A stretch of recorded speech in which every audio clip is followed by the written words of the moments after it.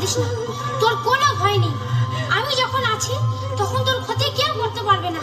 আমি এক্ষুনি ওষুধ নিয়ে আসছি, তুই কাঁদিস না মা, তুই কাঁদিস না। বাঁদর বড় রানীকে রেখে ছুটে গেল বনে ওষুধের সন্ধানে। জঙ্গল থেকে লতা পাতা গাছের শিকড় এনে বড় রানীকে খাইয়ে দিল। বড় রানীর অসুখের খবর পৌঁছে গেল মহারাজের কাছে। মহারাজা খবর পেয়েই হন্তদন্ত হয়ে ছুটে এলেন নতুন মহলে দুয়ো রানীর কাছে। সঙ্গে এলেন রাজবৈদ্য, মন্ত্রী, শান্ত্রী, যে যেখানে ছিল সবাই। ভিড় দেখে বাঁদর তো রেগে আগুন। এত লোকজন নিয়ে কেন এসেছেন রাজামশাই? যান যান, আমি ওষুধ দিয়েছি, মা আমার ভালো আছে, মাকে ঘুমোতে দিন। আপনারা এখন যান যান। আর দুয়োরানির কি হলো? 3 দিন 3 রাত দুয়ো রানী অজ্ঞান হয়ে থাকলেন। বাঁদর দুয়ো রানীর সেবা শুশ্রূষা করলো। 4 দিনের দিন দুয়ো রানী চোখ মেলে তাকালেন। বাঁদরের খুব আনন্দ হলো। আনন্দে লাফাতে লাফাতে মহারাজার কাছে গিয়ে হাজির হল। পেন্নাম হই রাজামশাই। কিরে, তোর মায়ের কি খবর? মা ভালো আছে। যাক, বাঁচা গেল। খুব চিন্তায় ছিলাম। মন্ত্রী মশাই, বাঁদরকে মোহর দিয়ে পুরস্কৃত করুন। না মহারাজ, পুরস্কার আমি নেব না। মার শিব সন্তান করেছে, তার জন্য পুরস্কার কিসে? বাহ বাহ বাহ বাবা, বেশ বলেছিস। শুনে শুনে খুব খুশি হলাম। তাহলে আমার কাছে তুই আর কি চাস বল? পুরস্কারের বদলে আপনার কাছে বিচার চাই। বিচার? কিসের বিচার? কার বিচার? আমার মাকে যে বিষ খাইয়েছিল, যার পরামর্শে বিষ খাওয়ানো হয়েছিল, তাদের বিচার। বামনি আর আপনার ছোট রানী সুরানীর বিচার। ঠিক বলেছিস, ঠিক বলেছিস। ওদের উপযুক্ত শাস্তি দেব আমি। মন্ত্রী মশাই, আদেশ করুন মহারাজ। মন্ত্রী মশাই, ছোট রানীকে বন্দিশালায় বন্দি করে রাখুন। আর ওই ডাকিনী ব্রাহ্মণীর মাথা মুড়িয়ে ঘোল ঢেলে উল্টো গাধার পিঠে চড়িয়ে দেশ থেকে বার করে দিন। যে আজ্ঞে মহারাজ। কিরে, এবার তুই খুশি তো? খুব খুশি হয়েছি রাজামশাই, খুব খুশি হয়েছি। আপনার জন্যও আরেকটা খুশির খবর এনেছি। খুশির খবর? কি বলবি বল। মায়ের আমার ছেলে হয়েছে। ছেলে হয়েছে? হ্যাঁ, রাজ চক্রবর্তী ছেলে। ও, চল চল, বড় রানী আর তার ছেলেকে দেখে আসি, চল। না না রাজামশাই, তা হবে না। কেন? গণনা করে দেখেছি, এখন ছেলের মুখ দেখলে আপনার চোখ অন্ধ হয়ে যাবে। সে যা যাবে। তা হয় না রাজামশাই, তা হয় না। আগে ছেলের বিয়ে দিন, তারপর ছেলের মুখ দেখবেন। ছেলের বিয়ে? সে তো অনেক দেরি। 10 বছর। 10 বছর? বেশ, তাই হবে। তুই যখন বলছিস। মন্ত্রী মশাই, বলুন মহারাজ। মন্ত্রী মশাই, আজ বড় শুভ দিন। এতদিন পরে ছেলে পেয়েছি। পথে পথে আলো জ্বালান, বাজি পোড়ান, রাজ্য জুড়ে আনন্দ করার হুকুম দিন। আপনার আদেশ শুনি কাজ হবে মহারাজ। দেখতে দেখতে 10 বছর পূর্ণ হলো। একদিন রাজা বাঁদরকে ডেকে বললেন, আরে 10 বছর তো পূর্ণ হলো, তো এবার ছেলে দেখা। আগে ছেলের জন্য মেয়ে দেখুন, ছেলের বিয়ে দিন, তারপর ছেলের মুখ দেখবেন। পাত্রীর খোঁজে মহারাজা দেশ বিদেশে লোক পাঠালেন। কত দেশের কত রাজকন্যার সন্ধান এলো। রাজার একজনকেও পছন্দ হলো না। শেষে পাটলি রাজ্যের রাজকুমারীকে দেখে রাজার খুব পছন্দ হলো। আর পছন্দ হওয়ার মতোই তো রাজকুমারী।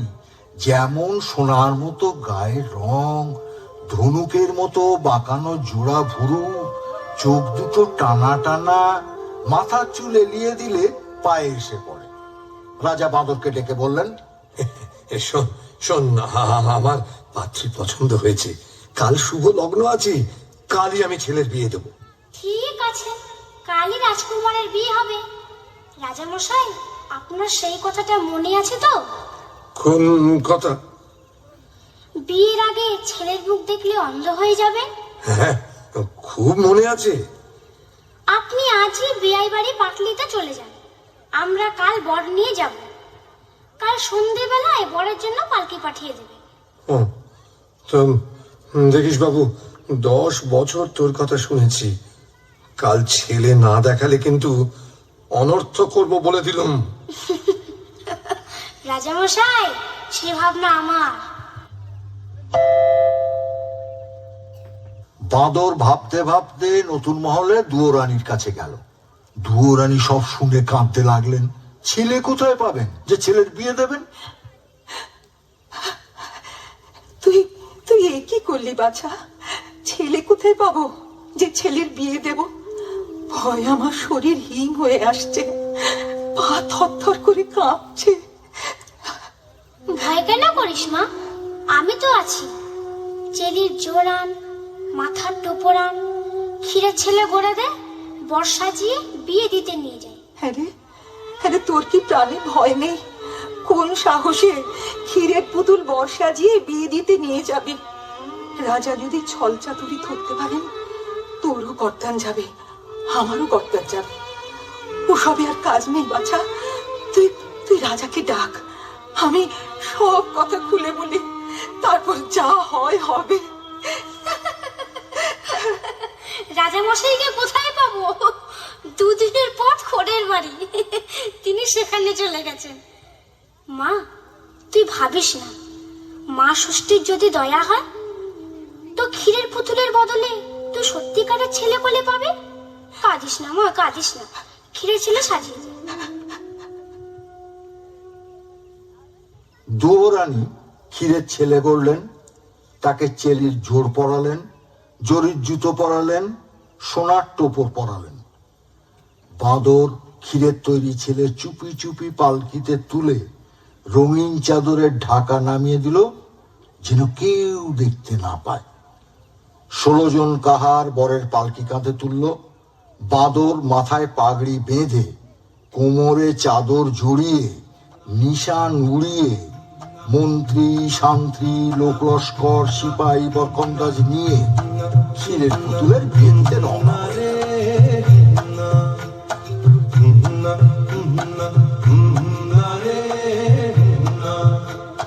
পালকি কাঁধে 16 কাহার, চলছে ছুটে শব্দ তাহার, ছন্দে বোনা যাচ্ছে সোনা, বাতাসে তার আনাগোনা, যায় ছাড়িয়ে এপার ওপার, যায় ছাড়িয়ে এপার ওপার, সাগর নদী দূরের পাহাড়। না রে না, না রে না, না না রে না, না না না রে না।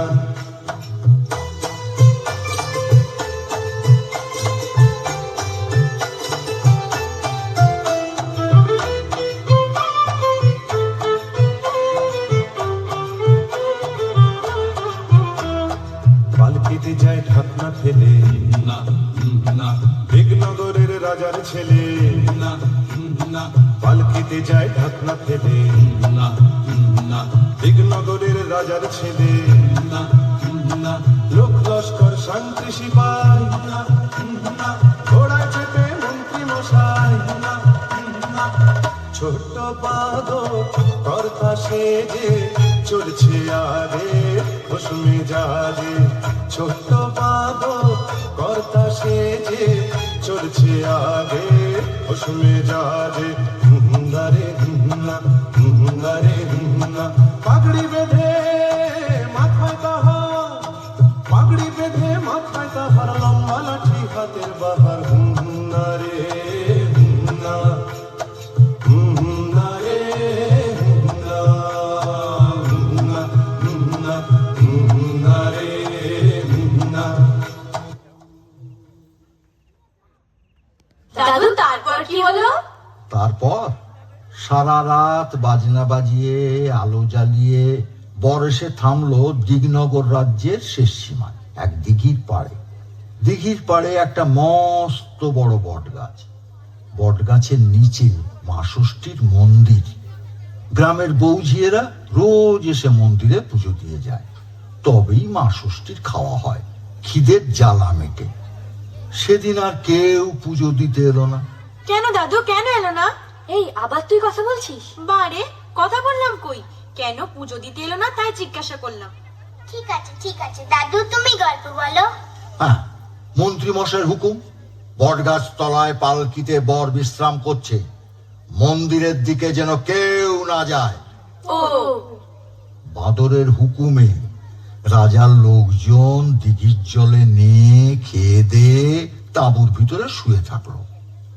এদিকে যত বেলা বাড়তে লাগলো, মা ষষ্ঠী খিদের জ্বালায় ছটফট করতে লাগলেন। মা ষষ্ঠীর চেলা বিড়ালরা মেউ মেউ করে কাঁদতে লাগলো।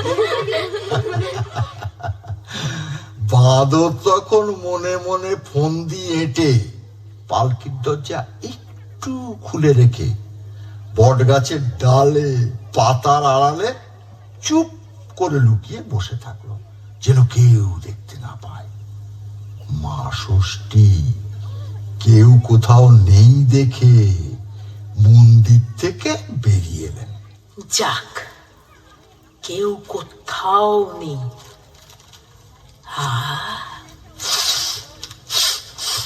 কি সুন্দর ক্ষীরের গন্ধ, কিন্তু কেউ তো আজ নৈবেদ্য দিতে আসেনি।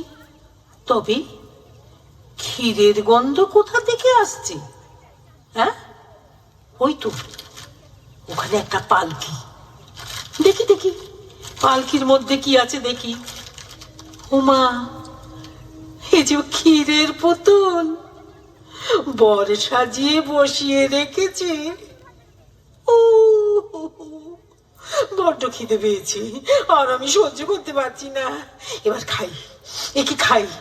ও বাবা, না না, দিঘির পাড়ে লোকগুলো জেগে বসে আছে, আগে ওদের ঘুম পাড়ায়, তারপর খাবো। সত্যিই তো, রাজার মন্ত্রী, লোক লস্কর, শান্তি সেপাই, বরযাত্রীর দল যদি দেখতে পায়, ভাববে মা ষষ্ঠী কি লোভী, চুরি করে খাচ্ছেন। না না, তা হয় না, তা হয় না। তাই মা ষষ্ঠী মনে মনে ঘুমের দেশের দুই বোন ঘুম